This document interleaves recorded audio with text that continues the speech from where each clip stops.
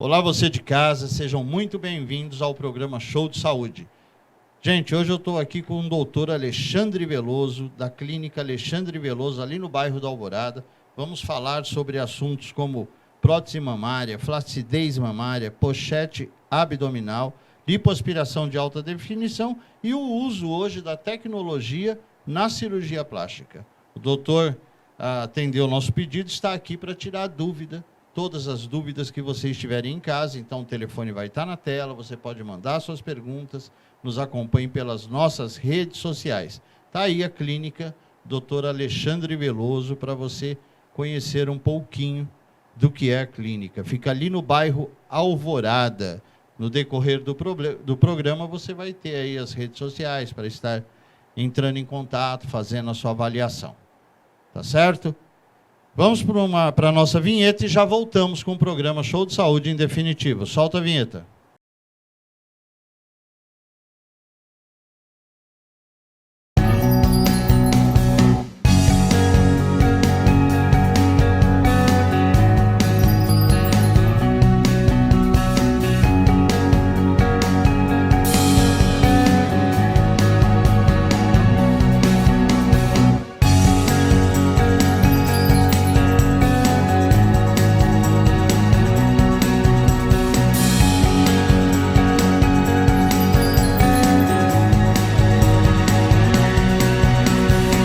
É isso aí, de volta agora em definitivo com o programa Show de Saúde. Mais uma vez, muito obrigado pela sua audiência, muito obrigado por estar com a gente aqui todas as terças-feiras, quintas e sábados, e agora também no domingo, acompanhando as nossas entrevistas, adquirindo conhecimentos, né, pertinentes à saúde, estética e beleza. Como eu disse, estou aqui com o doutor Alexandre Veloso. Doutor, muito obrigado, seja bem-vindo. Fique à vontade. Eu que agradeço a oportunidade. Eu sou o Dr. Alexandre Veloso, eu sou cuiabano. Eu estou aqui em Cuiabá de volta depois da minha formação já há alguns anos. E eu tenho clínica própria aqui com atuação em cirurgia plástica e todo o suporte para isso. Tá certo, a clínica fica no Alvorada, né? Isso, fica exatamente. Ali no Alvorada. Coloca na tela o endereço para mim da clínica, a rede social, para o pessoal já ir entrando lá, curtindo, deixando um joinha, acompanhando, tá? Doutor, o programa Show de Saúde é um programa de perguntas e respostas. As perguntas são feitas pelos nossos telespectadores.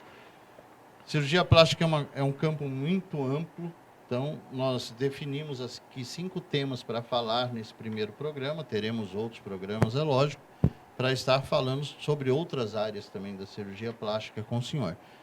E começando até com uma paciente do senhor, que é a Ana Miranda. Ela mandou uma pergunta, porque ela colocou a prótese há 2 anos ou 3 anos, alguma coisa assim, e agora ela estará visitando o senhor para retornar, para estar fazendo a substituição, que ela quer trocar a prótese, mudar a prótese, né? E ela está com alguns cistos no seio. A pergunta dela é se na remoção, na troca da prótese, já se resolve esse problema, ou se existe um empecilho. Não, é possível sim realizar uma remoção de cisto mamário ou alguma lesão benigna da mama, quando no momento da inclusão da prótese ou eventualmente até de uma mastopexia. A única limitação que vai ter ali é a localização do cisto. Às vezes esse cisto ele está bem numa área que é uma vascularização direta da areola. Então, se a gente retira esse nódulo, pode prejudicar a vascularização da areola e ter necrose. Então, por conta disso, a gente, assim, na grande maioria dos casos, consegue retirar. Mas se entrar nessa exceção, aí a gente teria que repensar. Tá aí, respondida a pergunta da Ana Miranda. Obrigado por ter enviado a pergunta pelas nossas redes sociais, que inclusive estão na tela ali, para vocês estarem acompanhando. Doutor, Catarina Vanberg, ela é de Campinas, São Paulo. A pergunta dela: quanto tempo dura a prótese mamária? Teve alguns anos atrás, com próteses mais antigas, que tinha essa ideia que a prótese era para ser trocada a cada 10 anos. Hoje em dia, com as tecnologias atuais das próteses, é muito mais, a gente fala muito mais em acompanhamento dessa prótese e se tiver alguma alteração, aí sim trocar. Caso contrário, dá para mantê-la a vida toda. Tá. E a não ser que a pessoa queira mudar. Isso, a não ser que a pessoa queira trocar de prótese, trocar o tamanho da prótese, às vezes colocar uma prótese maior, mas a gente percebe um movimento no consultório de pacientes querendo diminuir o tamanho da prótese. Então, aí não tem como manter essa prótese. Caso contrário, continua com ela há quantos anos? A paciente que tem mais tempo de prótese que eu conheço a pessoa, tem 25 anos de prótese. Colocou prótese há 25 anos atrás e até hoje ela acompanha a prótese, inclusive é médica, ela acompanha a prótese e faz ressonâncias periódicas, né? E tá tudo bem, não precisa mexer, não é prioridade. Esse tempo para estar indo fazer a manutenção é recomendado de quanto em quanto tempo? Não, até mesmo para estar fazendo avaliação, né? Na realidade, a ideia hoje da cirurgia mamária é da paciente ter aquele resultado da mama por maior tempo possível. A gente recomenda aí fazer ressonâncias da mama a cada 2 anos mais ou menos, que pode ser feita só pode ser solicitada tanto pelo cirurgião plástico como pelo mastologista ou ginecologista que estiver acompanhando ela. E no caso, essa prótese, ela geralmente, com as próteses mais atuais, ela dificilmente há uma necessidade de remoção dela ou de retirada devido a complicações que na época dessas outras próteses antigas tinham e com mais frequência, como por exemplo contratura capsular, algum tipo de seroma muito intenso, o seroma é líquido inflamatório que junta lá na região da prótese e isso daí às vezes tem que tirar essa prótese, trocar a prótese por conta disso. E a contratura capsular é quando cria uma fibrose ali ao redor da prótese e isso causa dor na paciente. Hoje, com as próteses mais atuais, isso já é pouco menos frequente. Tá aí, respondendo a pergunta de Catarina, lá de Campinas. Aliás, muito obrigado a São Paulo aí, que está sempre mandando, São Paulo, Grande São Paulo, interior de São Paulo, sempre mandando as suas perguntas. Eu fico muito feliz de receber perguntas de outros estados aqui. Doutora Simone Paiva, que é Alphaville, Cuiabá, ela faz uma pergunta, eu vou fazer a pergunta dela para o senhor, qual a melhor prótese? Aí a gente já está envolvendo marca, já está envolvendo uma série de coisas. Isso. Ou ela pode estar se referindo à prótese de gel, porque hoje nós temos a de silicone e de gel, não é isso? Ou é a mesma coisa? Não, é a mesma coisa, é gel de silicone. Tá É gel de silicone. Aprendendo. Então, assim, atualmente, depende do plano de colocação dessa prótese. Se a prótese está por cima do músculo, ela pode ser uma prótese com uma textura leve por cima ou uma textura mais intensa, que a gente chama de poliuretano. Se colocar debaixo do músculo, aí a tendência é usar a prótese com microtextura, que é uma textura bem fininha, não é totalmente lisa, mas ela é bem fininha, de forma que causa menos complicações. Atualmente, o que eu mais faço é a prótese por baixo do músculo, com esse tipo de prótese, que é a prótese com uma textura, uma leve textura, justamente para quê? Para evitar problemas como o seroma que eu falei anteriormente, evitar a contratura capsular, todos esses problemas. Essa prótese embaixo do músculo, em cima do músculo, embaixo do músculo, é uma avaliação que é feita pelo cirurgião plástico Isso. durante a entrevista, durante a consulta, durante os exames. Quando é necessário fazer embaixo do músculo? Especifica-se isso, doutor? É que na realidade, hoje, com o conhecimento atual, a gente sabe que a prótese por baixo do músculo, ela dá um resultado mais sustentado a longo prazo. Então, sem falar que melhora muito aquele aspecto de colo marcado, em pacientes que não marcaria se fosse só por cima do músculo. Então, assim, atualmente na clínica eu só tenho feito desse tipo, que é por baixo do músculo, que eu julgo ser a melhor técnica que tem atualmente para prótese de mama. A prótese por cima do músculo, ela tem problemas do tipo lateralizar muito fácil, cair muito rápido, entendeu? Perde o resultado muito rapidamente, coisa que a gente não quer. Então, por isso que atualmente eu tenho indicado para todas as pacientes fazer a prótese submuscular, e aquelas pacientes que não querem, eu prefiro não pegar o caso. Entendi. Está aí respondida a pergunta, então, da Sardinha Veiga. Na verdade, da Simone Paiva, da Alphaville Cuiabá. Sardinha Veiga é de Rondonópolis, aqui no Mato Grosso. Eu vou segurar essa pergunta, vou fazer uma outra pergunta da Sayane Góes, de Londrina, Paraná. Quais os tipos de prótese?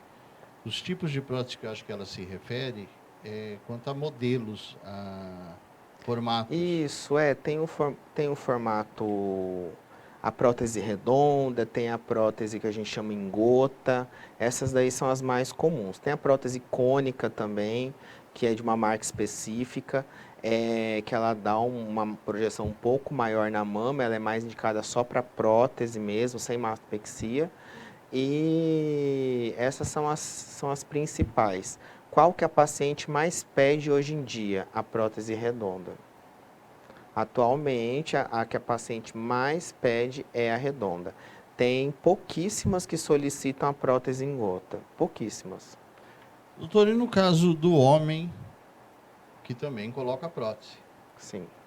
O senhor também deve fazer a cirurgia. Isso. Essa prótese no homem, ela tem alguma diferença da cirurgia para a mulher? É mais complicada, é menos complicada? Na realidade, não. Na mulher trans, né, no homem que decide ter fenótipo feminino, ele, na realidade, a gente faz o descolamento sempre debaixo do músculo. Então, esse dilema falar assim, por cima, por baixo do músculo, isso para o homem não existe.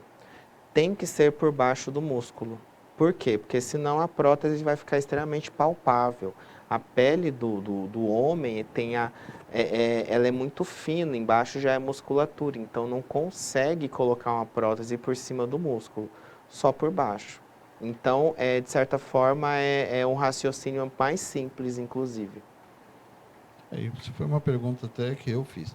Agora, já entrando nessa área de prótese, que eu acho que é uma curiosidade de todo mundo que quer estar fazendo, colocando a prótese de mama, quanto aos benefícios nós já sabemos.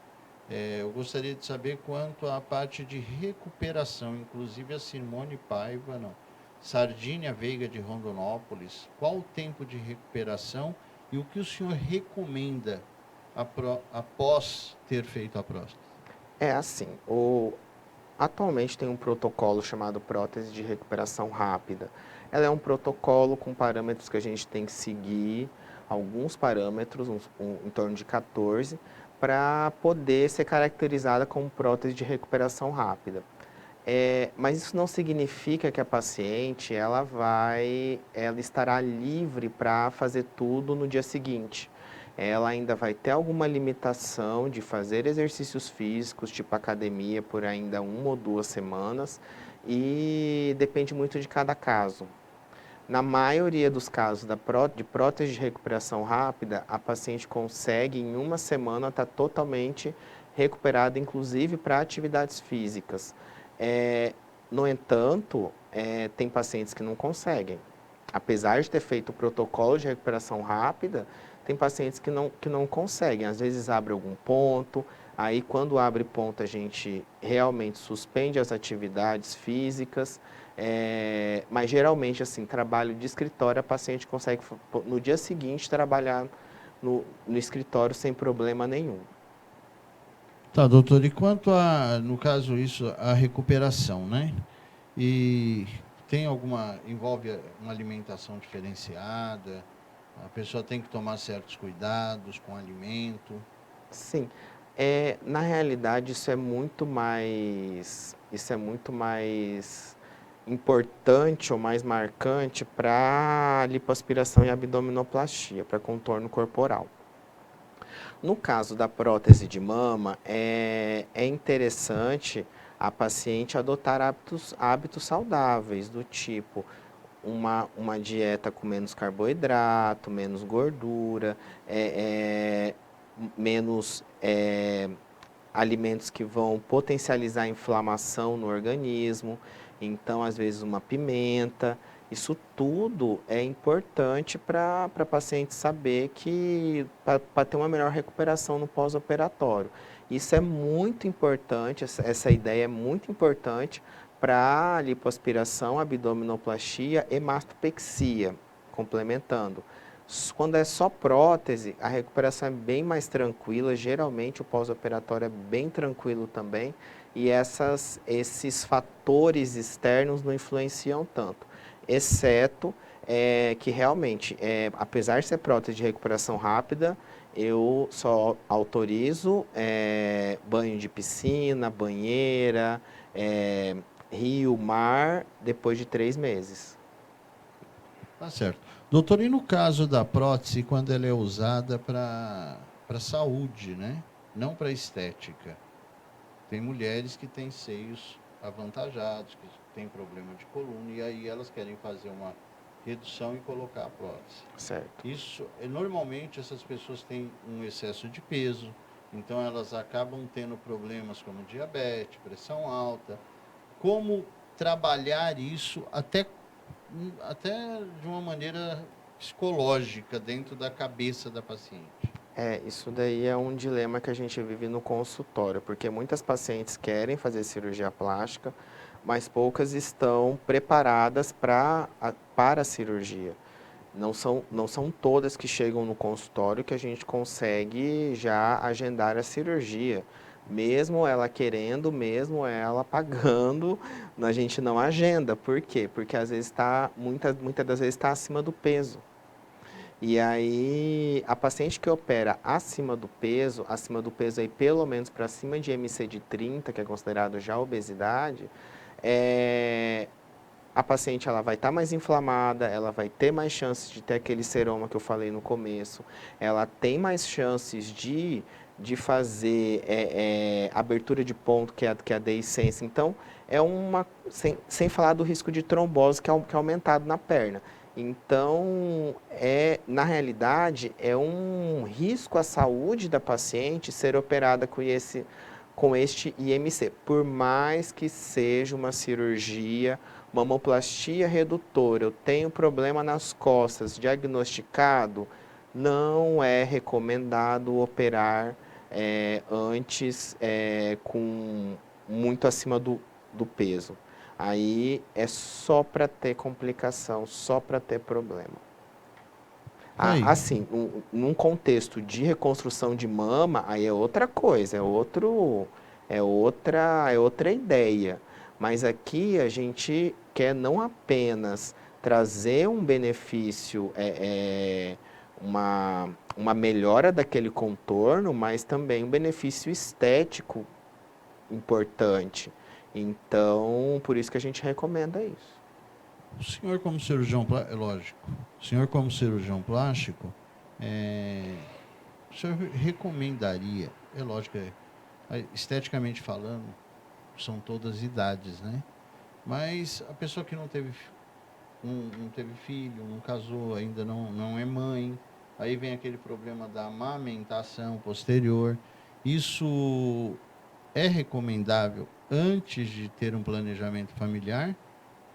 ou depois que já tiver com planejamento em dia? Assim, quando é só prótese, pode ser feito antes de amamentar, antes de engravidar, sem problema nenhum. Porque a gente praticamente não mexe na glândula. A gente só põe a prótese, fecha, basicamente é isso. Não é bem isso. Mas é uma cirurgia mais simples que não lesiona os ductos da lactação ali. Agora, quando faz mastopexia, aí sim, aí a gente corta ducto, corta glândula, existe sim chance de não conseguir amamentar a paciente que faz uma mastopexia e depois engravida. É algo que eu falo para todas as pacientes. Por isso que, para fazer uma mastopexia, é interessante a paciente já não estar mais amamentando. Tá. Tá aí respondida a pergunta. Gente, vou fazer uma correção. No início teve uma telespectadora que falou conosco, Ana Miranda. Não é Ana Miranda, é Ana Mendes, tá? Acabou de mandar. Ana Mendes. Então aí me desculpe pelo equívoco. Então, doutor, sobre a parte de prótese mamária, eu acho que nós abordamos aí o que teria que ser abordado. É lógico que muitos assuntos ainda tem, mas Sim. isso fica para um outro programa. Eu acho que o principal é você de casa, você que está nos assistindo, estar procurando profissionais de cirurgia plástica que, que sejam sérios, que sejam profissionais realmente capacitados, porque hoje existe um problema muito grande na rua quanto a isso, né, aí no mercado. Por isso que nós procuramos trazer o doutor Alexandre, que é uma pessoa que tem um nome dentro da cirurgia plástica. Os profissionais que nós trazemos ao programa Show de Saúde são profissionais indicados, são profissionais que nós procuramos nos informar e conhecer. Então, é importante, é como o doutor falou, existe a hora de falar o não. Não é verdade? Não adianta chegar lá e falar, eu quero ficar parecida com a atriz tal. Não vai ficar. Então, o profissional tem que ter essa flexibilidade de explicar para o paciente e não não vai dar certo. Não vai, gente. Não é assim, doutor? Exatamente. Tem algumas pacientes que chegam no consultório e que parece que elas gostariam que eu falasse só isso. Olha, vai ficar tudo lindo, vai ser tudo maravilhoso. Não é bem assim. A gente tem que deixar a paciente mais orientada possível em relação a tudo do que ela quer fazer, para aí ter uma decisão consciente se vai ou não fazer.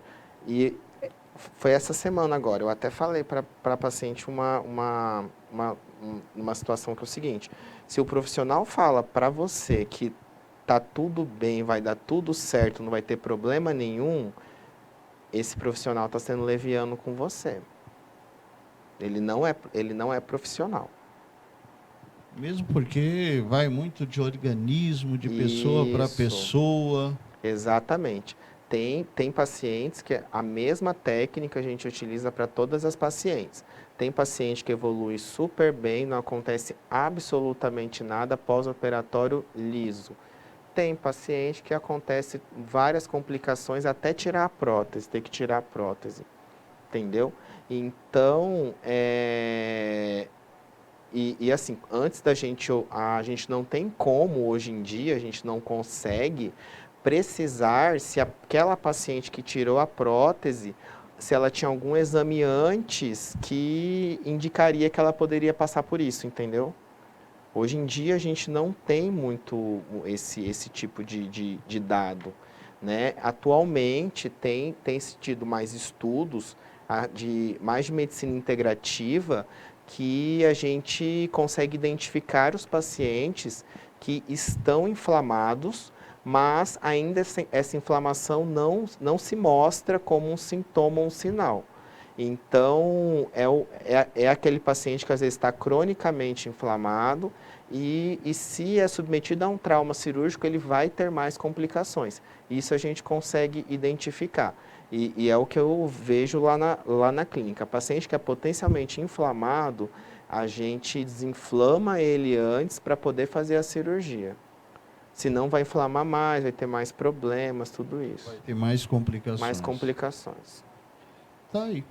Doutor, nós vamos para um breve intervalo comercial, acabamos o primeiro bloco do programa, acho que a gente deu uma explanada boa nesse assunto. Voltaremos agora no segundo bloco, falando sobre, continuando no assunto mama, só que agora vamos falar um pouco de flacidez, tá? E, só que antes, eu gostaria de estar convidando a doutora Alexia Lara, que vai deixar uma dica importante para você de casa. É com a senhora, doutora, seja bem-vinda. Olá, meu nome é Alexia, eu sou esteticista, eu trabalho aqui no SB Tower, no prédio que fica localizado próximo a Miguel Sutil e na Avenida do CPA. Hoje eu vou te dar uma dica sobre a luz pulsada, para que ela serve e quais são os benefícios dela. A luz pulsada ela serve tanto para corporal e facial, para remoção dos pelos, ela serve também para rejuvenescimento, tratamento de acne e tratamento de colágeno. É muito bem utilizada em todos os aspectos e clareamento de manchas também. Aqui temos todos os aparelhos para isso e até a próxima dica.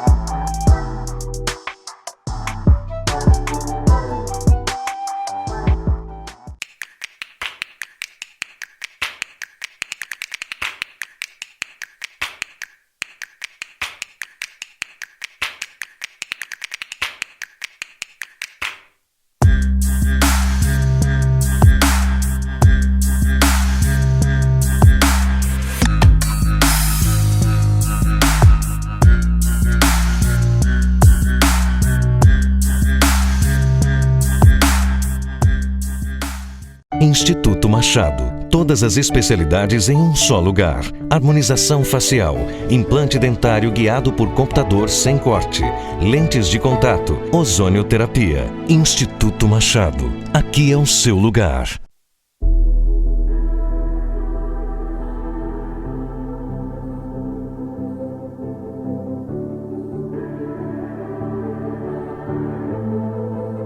Legends never die when the world is calling you. Can you hear them screaming out your name? Legends never die.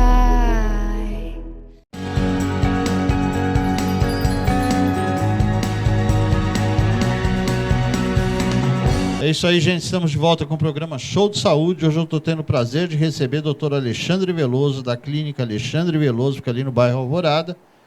Acompanhe as redes sociais do doutor, vai estar na tela para que você entre, conheça um pouquinho mais esse profissional, agende sua avaliação. Quem perdeu o primeiro bloco do programa, lembrando que você pode estar entrando no nosso YouTube, no nosso Facebook e estar seguindo. Aliás, passa por lá, deixa um joinha, se inscreve na página, entre no nosso Instagram para conhecer um pouquinho mais do programa Show de Saúde.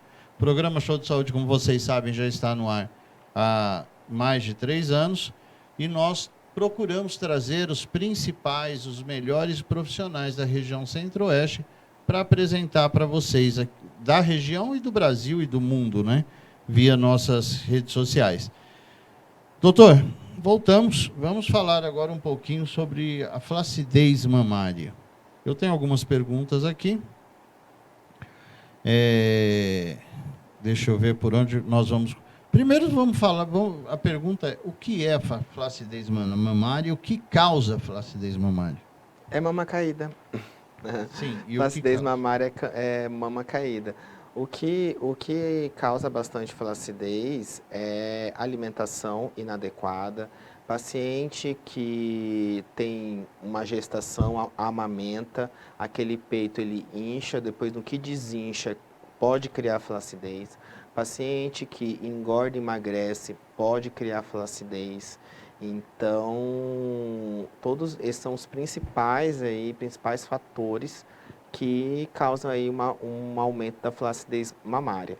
Tem muitas pacientes que chegam no consultório achando que é só botar a prótese. Quando tem alguma flacidez já instalada, às vezes até uma flacidez pequena, às vezes a melhor indicação é fazer a mastopexia, que é o levantamento dessa mama. Porque senão, se colocar só prótese, é o que eu falei para uma paciente semana passada. Se colocar só prótese, a prótese fica aqui em cima direitinho, bem posicionada, e o mamilo olhando para baixo o tempo todo. E vai se manter assim, isso não vai mudar. Diferente na mastopexia. Na mastopexia existe uma centralização maior desse mamilo no decorrer do pós-operatório. Doutor, tem algumas perguntas aqui.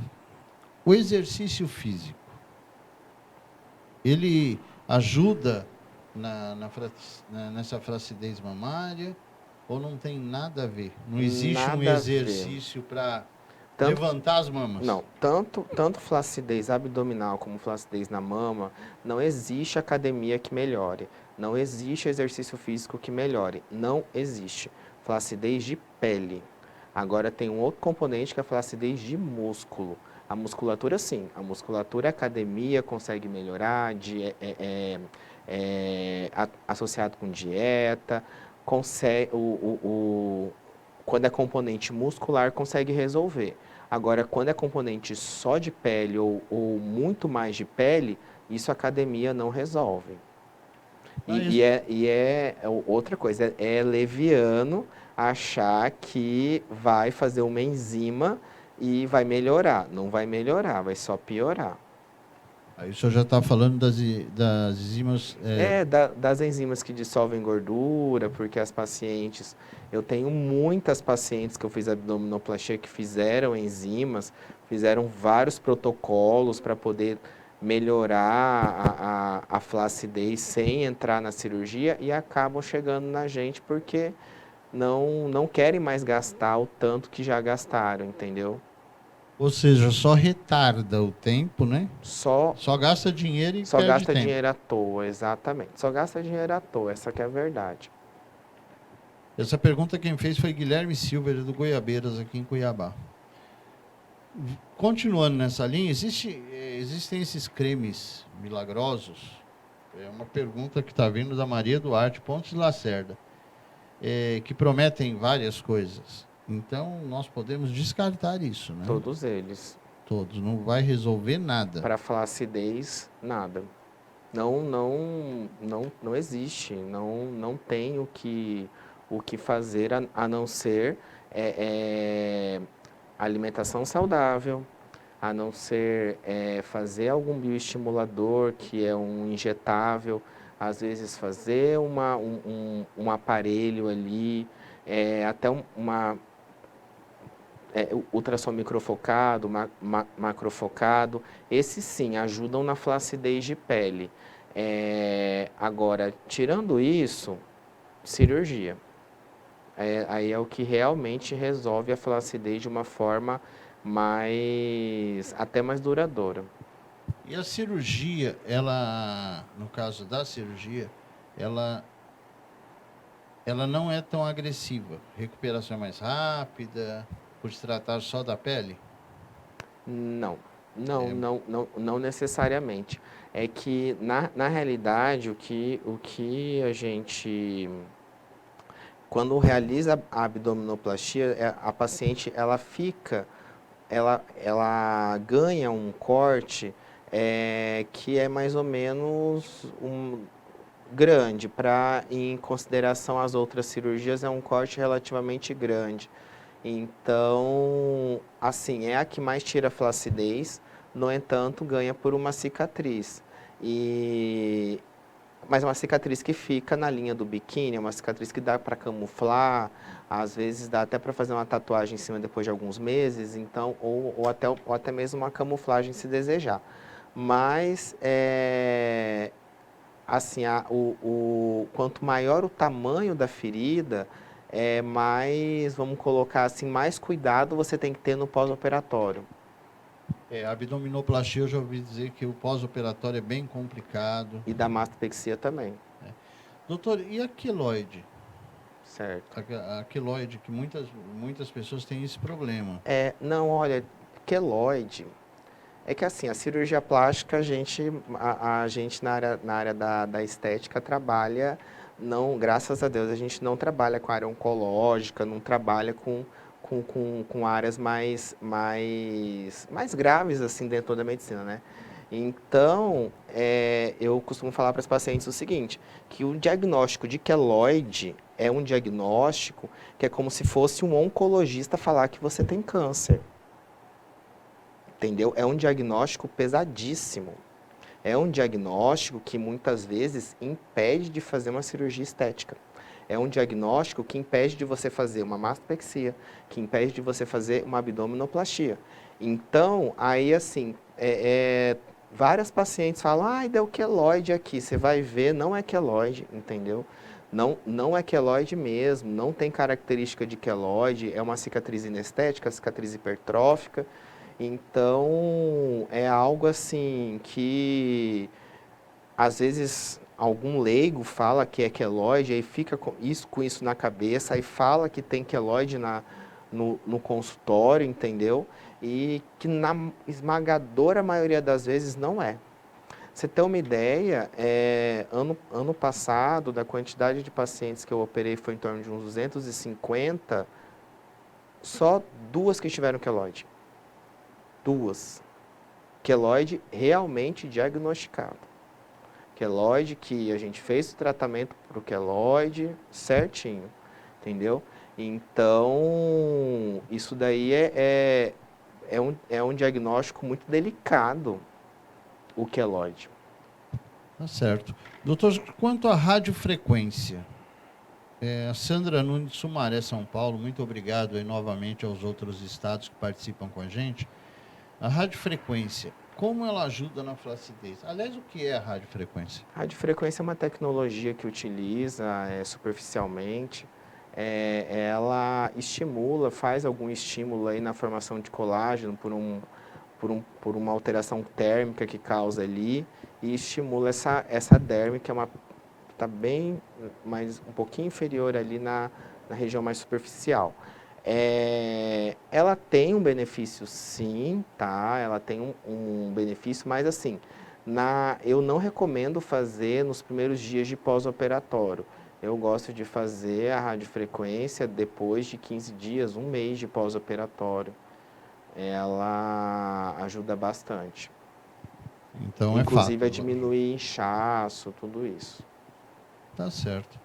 Doutor, o que mais teríamos a falar de flacidez? Só quer colocar mais algum assunto sobre referente à flacidez? Tem um tema que assim, a maioria das pacientes confundem flacidez com gordura. Muitas até falam, principalmente na região das costas, aqui fala eu tenho essa gordura nas costas. Às vezes é flacidez. E aí, essa flacidez tem um tratamento, a gordura tem outro tratamento. Então, a gente precisa, por isso que é importante consultar com um profissional que vai te falar, não, aí tem mais componente de gordura, aí tem mais componente de flacidez. Quando tem componente de flacidez instalado, aí é quando a gente indica fazer que seja aparelhos de tecnologia, que seja bioestimuladores, junto com a cirurgia muitas vezes. Tá certo. Doutor, a gente vai para mais um breve intervalo comercial. Muito obrigado pela sua audiência, pelo seu carinho. Não saia daí que nós já voltamos com mais do doutor Alexandre Veloso.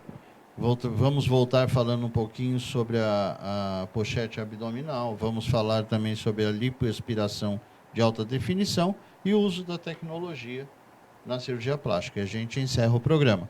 Mas antes, eu quero convidar a doutora Beatriz Brunmiller, que vai estar vindo dar uma dica importante para você de casa. E já voltamos. Lembrando que o programa ele é toda terça-feira, às 19 horas. Você pode nos acompanhar tanto pela TV como pelas redes sociais, tá? E temos nosso podcast agora todas as segundas-feiras, às 9 horas da manhã. Está apresentado aqui pela doutora Juliana. Aliás, o senhor já está convidado para fazer uma agenda com a gente no podcast. Tá ótimo. Segunda-feira, às 9 horas da manhã. Vamos marcar uma data para o senhor estar aqui visitando a gente. Tá certo? Doutora Beatriz, seja muito bem-vinda. Até daqui a pouco, gente. Não saia daí.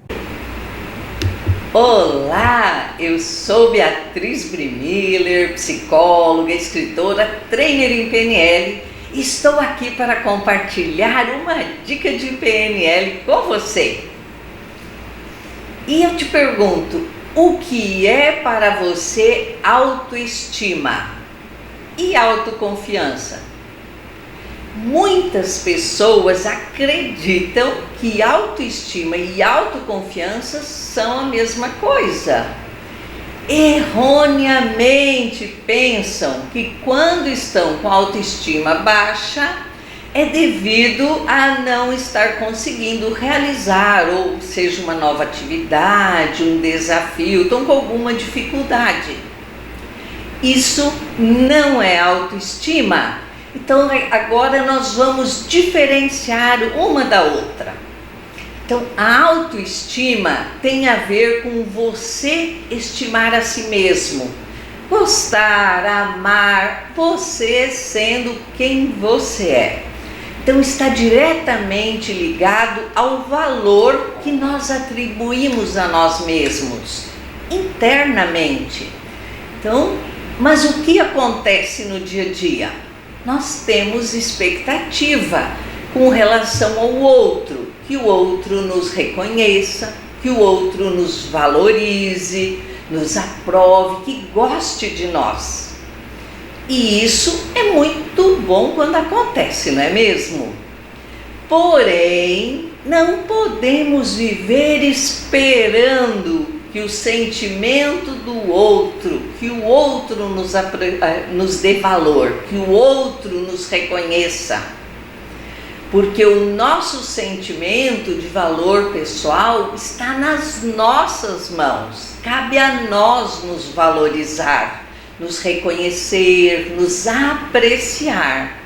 Então lembre-se, você é único. Não existe ninguém no mundo igual a você. Você é um ser único. E o que é autoconfiança?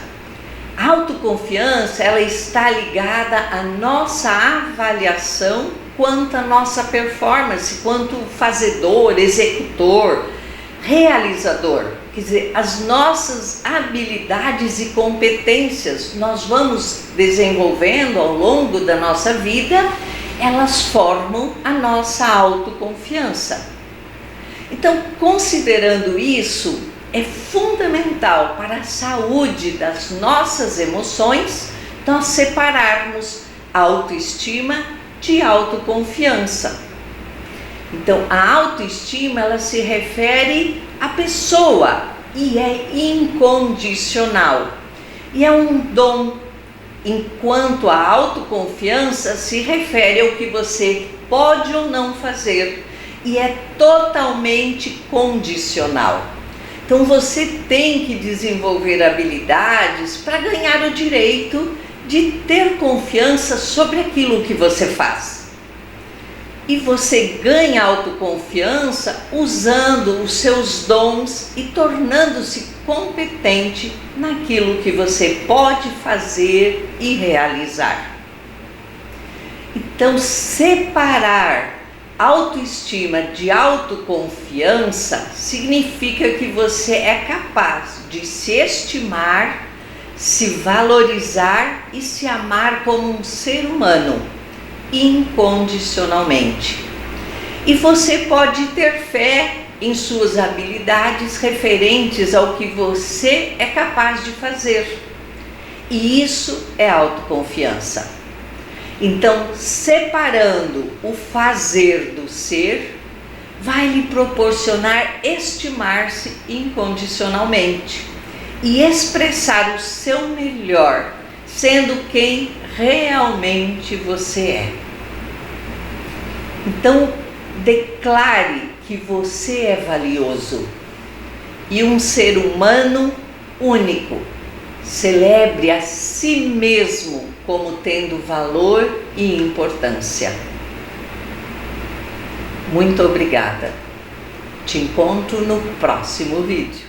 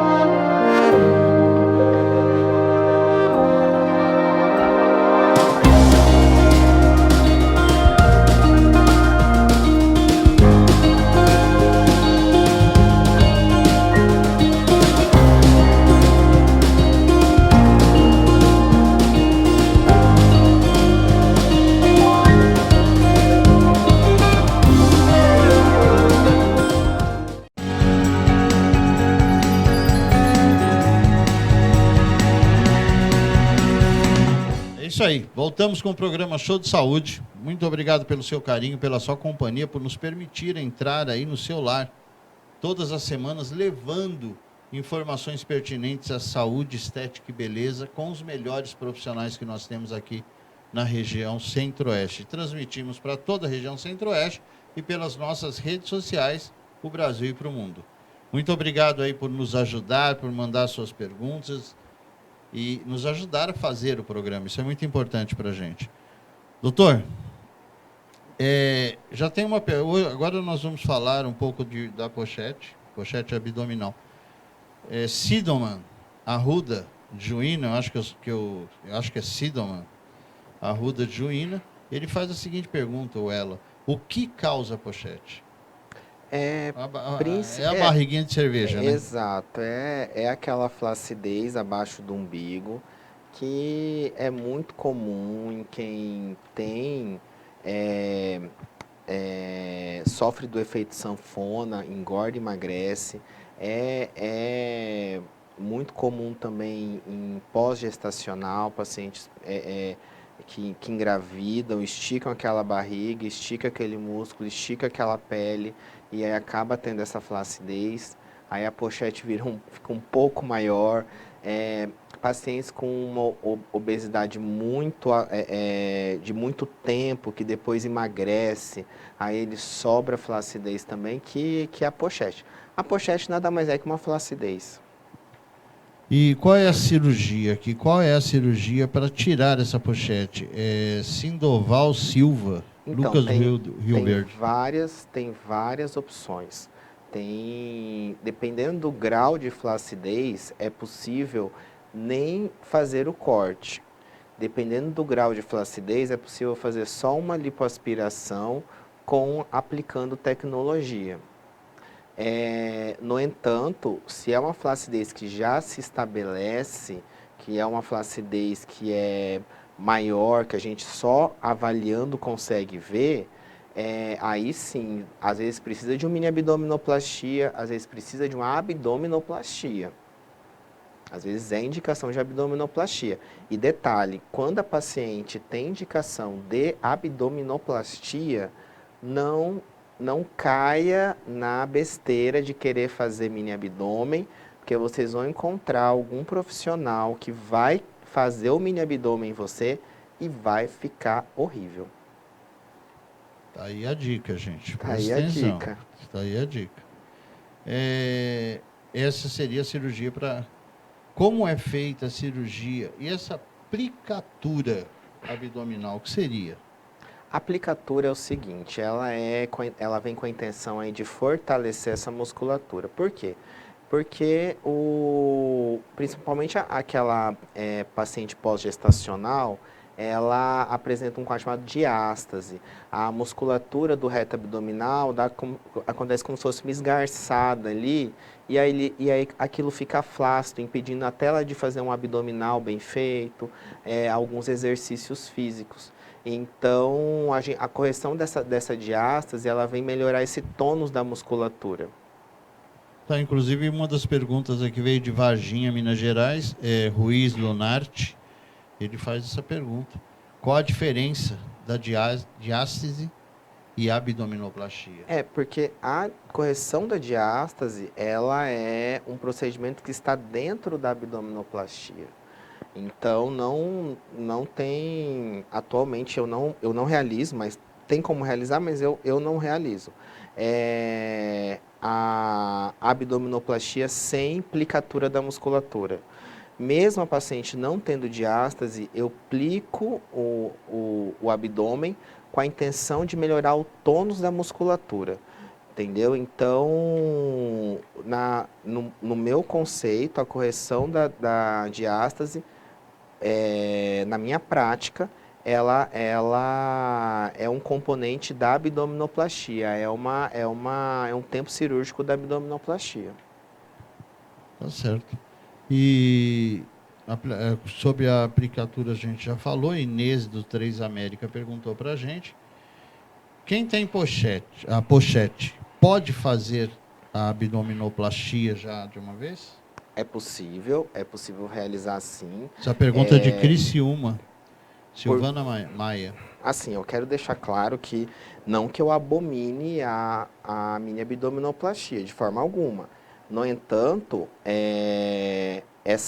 esta mini abdominoplastia, ela teria que ser associada a alguma lipoaspiração com tecnologia, tipo Renúvel, o jato de plasma. Aí sim dá para fazer um mini abdômen. Caso contrário, se já tiver indicação de abdominoplastia, aí é caso não adianta querer fazer apenas mini abdômen, que não vai ficar bom. Doutora, a diástase, ela é o quê? Ela é um equipamento, ela é lei? Explica pra gente. A diástase? Não. A diástase é esse esgarçamento da musculatura. A musculatura do reto abdominal, ela dá uma esgarçada, principalmente com a gestação. E pacientes que eram muito obesos e emagreceram, e dá diástase também. É um diagnóstico. Ah, tá, entendi. Diástase é um diagnóstico médico. Entendi. Porque hoje existem equipamentos para fazer a manutenção da diástase, né? Na realidade, que tem alguns exercícios de fisioterapia que para melhorar o tônus da musculatura e fechar mais essa diástase, e existem tecnologias também que ajudam a melhorar a diástase, sim. Não significa que que a paciente engravidou, não significa que ela está fadada a ter que fazer uma abdominoplastia ou uma correção de diástase. Não necessariamente. Por quê? Porque tem essas tecnologias, tem os exercícios de fisioterapia que melhoram bastante. Tá certo. Vamos falar um pouquinho agora de lipoaspiração, alta definição. Tá? É lipoaspiração de alta definição, né? Certo. Nós temos umas imagens aí. Antes da gente entrar, coloca na tela para mim, Baroninho, para o doutor estar explicando.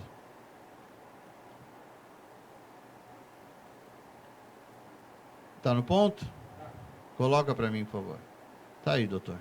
Esse é um abdômen masculino, ele está no pós-operatório recente, tá? Por que está recente? Porque está bastante inchado ainda, mas você começa a ver uma marcação ali nas linhas laterais do abdômen, na linha central. A gente percebe assim, já tem uma melhora muito grande e assim, nesse momento é que o paciente às vezes começa a sair da dieta, porque ele teve uma melhora considerável em relação ao Sim, que ele lógico. tinha, né? No entanto, ele ainda pode melhorar mais, mas ele tem que fazer dieta e exercício físico. Então, se ele não fizer isso, esse resultado aí vai daí e vai sumir em 6 meses. Tá, então ali ele vai ficar muito melhor que isso. Uma coisa que eu reparo na imagem é que o efeito não é só no abdômen, né? Você tem o efeito no peito também, né? Isso. Ele fez uma lipoaspiração no peito também. Porque tá. atualmente, no homem, a gente faz uma lipoaspiração em várias áreas. Não é apenas no abdômen. O público masculino tem procurado com a intenção de fazer uma melhora do contorno como um todo. Então, assim, muitas vezes tem correção do peitoral, tem enxertos de gordura que podem ser no peitoral, podem ser no ombro, podem ser no bumbum, podem ser na coxa. Então, em várias áreas aí para poder realçar esse contorno dele. Envolveria braços também, não? O... Para fazer ou ali vai no regime? Diga essa parte de dentro, a parte entre o braço e Ah, peito. sim, sim, nessa região da axila, né? E no tórax lateral ali. Sim. É lipo também. É lipo também? A gente consegue lipar, assim, do pescoço para baixo praticamente tudo. Algumas áreas não consegue. Por exemplo, antebraço, porque é uma área... Antebraço, mão, não tem como, porque o subcutâneo é muito fino. Tornozelo, pé e panturrilha também não. Mas o restante é possível lipoaspirar, é possível lipoenxertar, é possível fazer bastante coisa. Doutor, a lipoaspiração ela já existe há bastante tempo, né? Mas me diz uma coisa, o tempo de recuperação dela, ela pode se considerar um método agressivo ou não? Como é feito a lipoaspiração? É através de agulhas? Não, a lipoaspiração ela é uma cirurgia que é retirada a gordura dessa paciente através de uma infiltração. A gente utiliza tecnologias para deixar essa gordura mais fácil de sair e aí a gente lipoaspira todo esse conteúdo. É uma cirurgia que tem seus riscos, ela pode sangrar, às vezes até com indicação de transfusão sanguínea, isso pode acontecer, tá? Mas assim, é uma cirurgia que a paciente passou a primeira semana, ela geralmente já fica zero, já consegue fazer de tudo. A recuperação inclusive academia, viu? Depois de uma semana, ela vai estar com a cinta, mas pode treinar, não tem problema não. Se fizer só lipo, as outras cirurgias aí não. Então, a recuperação é rápida. É uma recuperação mais rápida. Da lipoaspiração é uma recuperação mais rápida. E as pessoas que têm patologias como diabetes, essa pressão alta, podem fazer, tem que estar deixando tudo certinho? Isso, tem que estar tudo alinhadinho, todos esses problemas de saúde estabilizados. E, assim, por uma questão de conduta própria, eu não gosto de associar muitos procedimentos nessa paciente. Por exemplo, fazer lipo, mama e abdômen. Fazer as 3 cirurgias num tempo cirúrgico só. Eu não realizo em paciente que tenha alguma comorbidade. Paciente que já é hipertensa, paciente que já é diabética, eu não recomendo. Existe quem faz? Existe. Mas eu prezo muito a segurança do paciente. Então, assim, quando a gente indica fracionar, não é que a gente não é que a gente não queira operar a paciente, é porque a gente pensa no melhor dela, entendeu? A gente quer que ela saia da cirurgia bem, saia da cirurgia tranquila, tenha um pós-operatório o melhor possível. Coloca outra imagem para mim, Baroninho, por favor. Que agora eu acho que é o feminino. Aí. Nesse caso também ainda está inchado. Ainda está inchado, ainda não é o resultado definitivo, é um resultado de mais ou menos uns 4 meses. A paciente, ela fez um mini abdômen junto, porque ela tinha uma pochetezinha ali, essa pochetezinha foi retirada. É o que eu disse de lipoaspiração com renúvel, com tecnologia. Possivelmente ela utilizou tecnologia aí. Para quê? Para conseguir aí retrair essa pele e, consequentemente, ter que tirar menos pele. Aí. Doutor, esse procedimento é procurado por homens e mulheres. O percentual feminino é muito maior, né? Exatamente. É em torno de 95%. Mulheres. Homem tem uma tendência a se cuidar mais atualmente, em alguns nichos e outros não, mas eles tendem a se cuidar mais. Mas assim, o público feminino é preponderante. Eu acredito que aqui em Cuiabá, em todas as clínicas de cirurgia plástica, o público feminino é preponderante. Tá certo. Nós respondemos também a pergunta da Vinícius Prado, Cristo Rei Várzea Grande. Ele fez a pergunta sobre a recuperação da lipo. O senhor explicou para a gente que essa recuperação pode ser rápida, 1 semana. Já pode estar fazendo quase tudo, né? E o pré-operatório. Por exemplo, uma pessoa que ela tem uma gordura corporal maior. São 2 perguntas, nem está aqui. Isso é uma pergunta minha para o senhor. A pessoa tem uma pergunta de gordinho. Então, é assim, essa pessoa que tem mais peso e quer fazer uma lipoaspiração, ela primeiro tem que emagrecer para fazer ou já vai direto para a mesa? Não. E já emendando essa pergunta, qual o tempo normalmente dessa cirurgia? Se faz em uma cirurgia? Não, então, na cirurgia mamária a gente pede para perder o peso.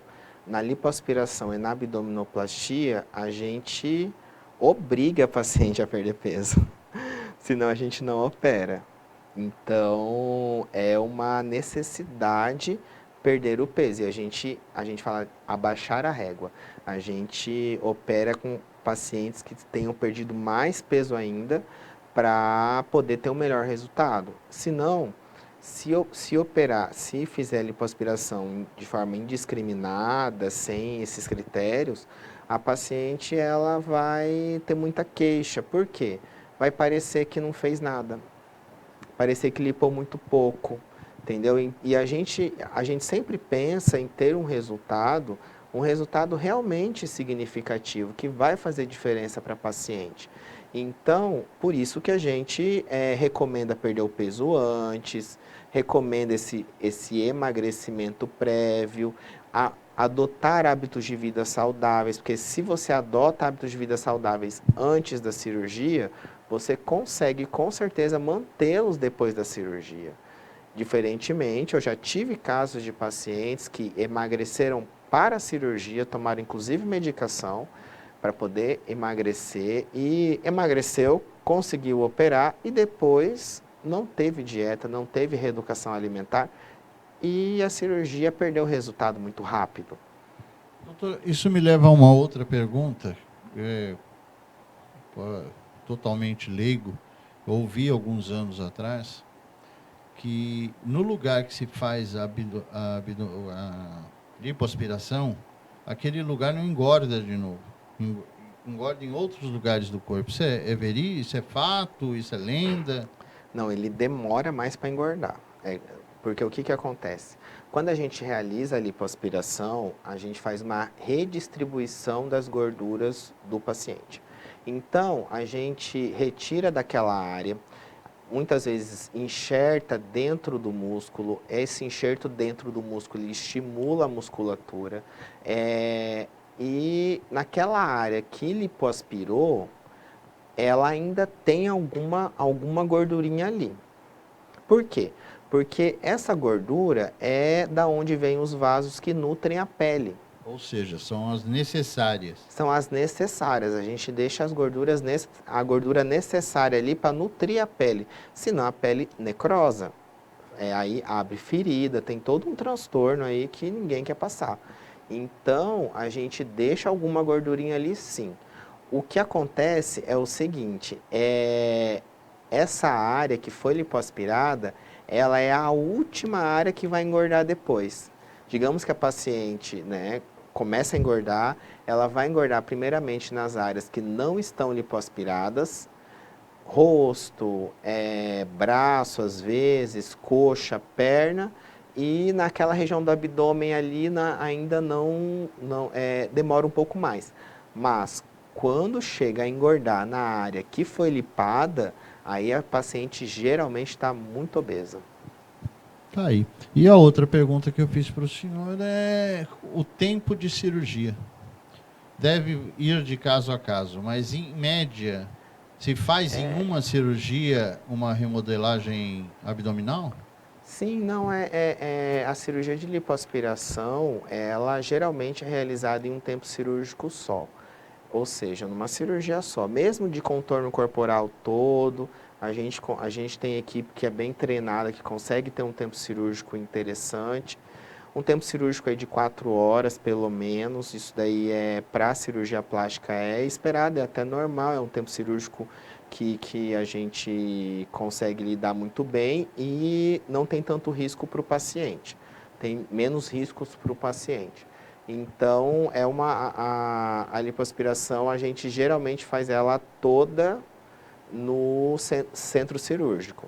E por quê? Porque o centro cirúrgico ali, ele tem todo um suporte, né, para intercorrências e eu também realizo em hospital com UTI. UTI por quê? De longa permanência. Por quê? Porque essa UTI, às vezes o paciente precisa tomar sangue, às vezes ele tem alguma falta de ar no primeiro dia de pós-operatório, e aí na UTI consegue lidar, ter esse suporte. Entendi. Doutor, agora nós vamos partir justamente para a parte tecnológica, o que influenciou na cirurgia plástica. Eu acho que sobre lipoaspiração que nós tínhamos que falar, nós falamos aqui. Outros assuntos virão, perguntas vão chegar, a gente vai estar trazendo o doutor para mais conversas, tá? Doutora, a tecnologia hoje, como a tecnologia hoje melhorou no caso da cirurgia plástica? Sim, a tecnologia ela veio justamente para reduzir as indicações, vamos colocar assim. O que antes um abdômen era de abdominoplastia, que não tinha como fugir da abdominoplastia, hoje, se associar a tecnologias, é possível se pensar em fazer apenas um mini abdômen, junto com a lipoaspiração com o jato de plasma. Entendeu? Então, ela deixa a cirurgia mais, não digo mais simples, mas deixa a cirurgia com menos cicatrizes. Então, ela vem justamente com essa tônica aí. E assim, tem um outro drama, que é o que eu falei um pouco antes no programa, que a paciente confunde muito flacidez com gordura. Então, ela muitas vezes acredita, principalmente aquela gordurinha das costas aqui mais superiormente, ela acredita muito que ali tem gordura. Mas muitas das vezes o componente de flacidez é muito maior do que o de gordura. Isso implica em dizer o quê? Se a gente lipoaspirar ali, aquela pele ali não vai ter sustentação, vai cair. Às vezes vai piorar o aspecto, entendeu? Então, por isso que a tecnologia nessa região, por exemplo, seria muito bem empregada para poder retrair essa pele. Aí, respondeu. Então, essa é a importância hoje da tecnologia na cirurgia plástica. Isso. Tá? Doutor, hoje, agora já para finalizar o programa, hoje nós temos muitos pacientes, muita gente buscando outros países aí da América do Sul, que o senhor sabe disso, buscando cirurgia plástica no Paraguai, na Bolívia e assim por diante. Só que eles vão para lá, fazem a cirurgia plástica e depois voltam para cá para corrigir. Eu já vi muito isso acontecer. E aí, falando de tecnologia, a pergunta que eu tenho para falar para o senhor, o Brasil hoje, na cirurgia plástica, ele está equiparado às grandes potências, aos principais países do mundo desse segmento? Ou nós ainda deixamos a desejar? Em relação à cirurgia plástica, eu acredito que a gente realiza a melhor cirurgia plástica do mundo. Aí, tá vendo? Era isso que a gente precisa ouvir. Eu acredito que, assim, eu já fui em hospitais de outros países, Estados Unidos, na América Latina, Colômbia, e assim, eles têm as tecnologias que a gente tem, eles têm um suporte que a gente, na minha visão, consegue dar melhor esse suporte, tá certo? A gente tem rotinas que são muito melhores para a segurança do paciente, sabe? Então, na minha opinião, a gente não está na cirurgia plástica em defasagem com nenhum outro país. Tá aí. Era isso que eu queria ouvir. Gostaria. Essa pergunta eu faço para quase todas as áreas da saúde e todas as áreas. Inclusive, fiquei sabendo, não tem nada a ver com a nossa conversa, eu fiquei sabendo que a nossa odontologia, ela dá aula para o mundo. O pessoal lá de fora vem para cá para aprender odontologia aqui. Então, é importante a gente saber isso, gente. E outra, mais uma vez falar para vocês, procurem os profissionais corretos, profissionais sérios. Não é à toa que nós, do programa Show de Saúde, trazemos os profissionais para apresentar para você, telespectador, para que vocês conheçam os principais profissionais de cada área que nós temos aqui na região Centro-Oeste, justamente para evitar problemas, porque quando você entrega o seu corpo na mão de um cirurgião plástico, por exemplo, você tem que saber quem é o cirurgião, de onde ele veio. As redes sociais hoje estão aí para nos ajudar, mas muitas vezes para ludibriar. Então tem que tomar muito cuidado com isso, tá? E fica assim. Doutor, queria agradecer demais a presença do senhor, foi muito bom, foi um bate-papo bem interessante. Tenho certeza que esclarecemos várias dúvidas. O doutor vai estar com a gente em outras oportunidades para a gente falar sobre novos assuntos, mas sempre voltando nesse, né? Porque esse assunto... Exatamente, porque cirurgia plástica é um assunto que não esgota praticamente, entendeu? Então, sempre vai ter alguma conversa, sempre vai ter algum assunto, em várias nuances aí, principalmente em relação à parte psicológica da paciente no pós-operatório, antes da cirurgia também, que são coisas que são bastante interessantes de serem tratadas, muito boas de serem tratadas. Então, hoje só foi um bate-papo introdutório. Pois é, hoje foi só uma introdução realmente, a gente tem muito o que falar. Show de Saúde vai ficando por aqui. Não deixe, quem perdeu alguma parte do programa, entre nas nossas redes sociais, YouTube, Facebook, deixa um joinha lá pra gente, comece a nos seguir quem não estiver seguindo ainda e já assista o programa na íntegra. Doutor, eu gostaria que o senhor deixasse seu parecer final, por gentileza. Certo, eu quero agradecer o espaço aqui ao Baroni e eu quero me deixar à disposição nas redes sociais para esclarecer todas as dúvidas que vocês tenham. Então, o meu Instagram é dr.alexandre Rezende Veloso, Rezende com Z, Veloso com S. É a principal página onde eu mais posto os vídeos e as orientações aí, tanto de cirurgia pré-operatória como no pós-operatório também, em vários aspectos aí da cirurgia plástica que vocês vão gostar bastante. Aí, as redes sociais do doutor estão na tela. Eu só tenho que agradecer a você, meu público, meu telespectador que nos acompanha aí já há mais de 3 anos. Muito obrigado.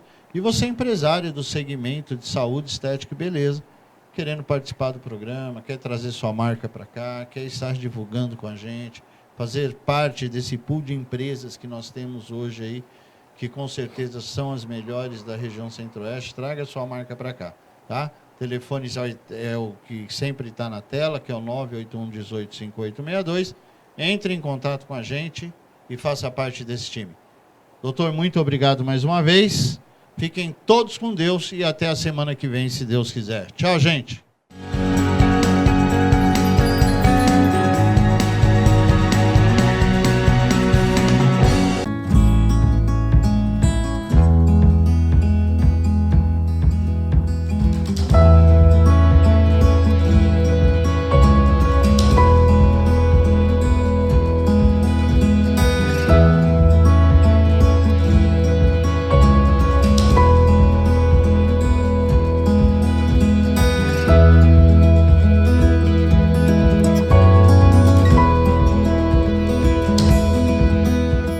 Não passe calor, passe no Atacadão Climatização e deixe seu ambiente mais agradável. Equipe especializada em instalação e manutenção preventiva e corretiva de ar-condicionado residencial e comercial.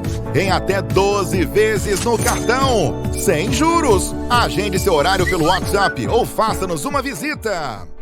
Seu prédio está seguro? Portaria remota 24 horas da New Line. Segurança e economia de até 70%. É prático e moderno. newlinesegurança.com.br